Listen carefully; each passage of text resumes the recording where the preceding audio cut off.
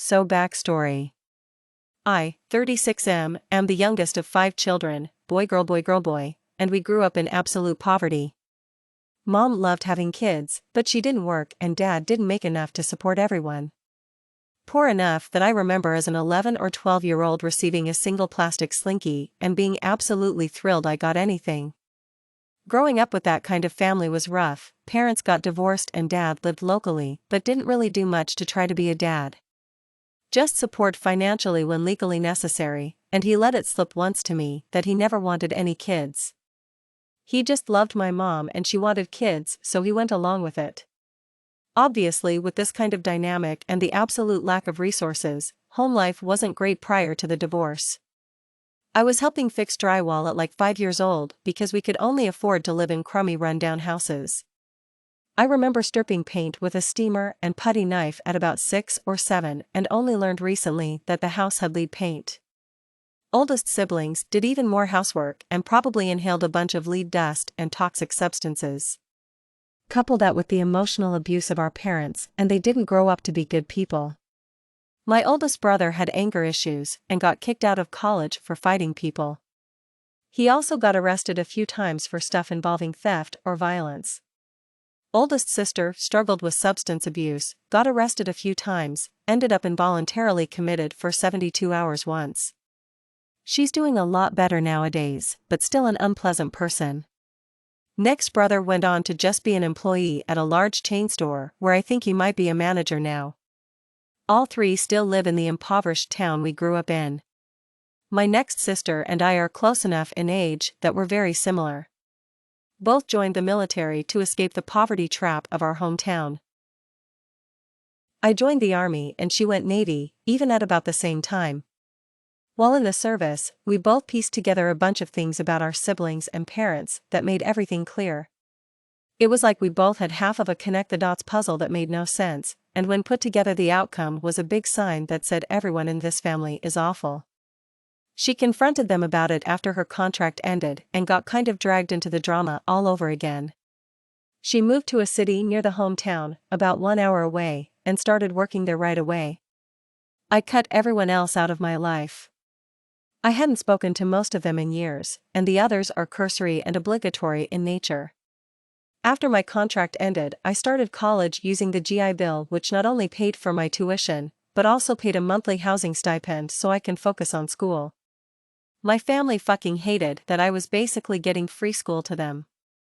Couldn't explain that it meant giving up 4 years of my life for active duty and I have to drill every month in the reserves, and part of my body is permanently wrecked. To them it is an unfair advantage. While in school, I had a habit of buying a lottery ticket every month when the GI Bill hit my account. It was borderline superstitious as I never had any notion of winning because I remember a statistic once that said men in California have a higher chance at actually being Brad Pitt than winning the lottery. My final semester I won. I didn't win fuck you money by any means. I won the type of money where you could pay cash for a 3-bedroom, 2-bath house with 36 acres in a county where housing prices were below the national average and then have nothing left. Yes, it's specific, because that's what I did. I never told any family, including my cool older sister, because as much as I love her, she would almost be obligated to tell the rest of them. The purchase of that home happened when I was 25, so 11 years ago. Since then I got married and had a kid and have an all-around nice and pleasant life. About a year ago, oldest sister was going to be near where I lived, several time zones away from family, for work, and she wanted to visit me so she could meet my daughter and catch up.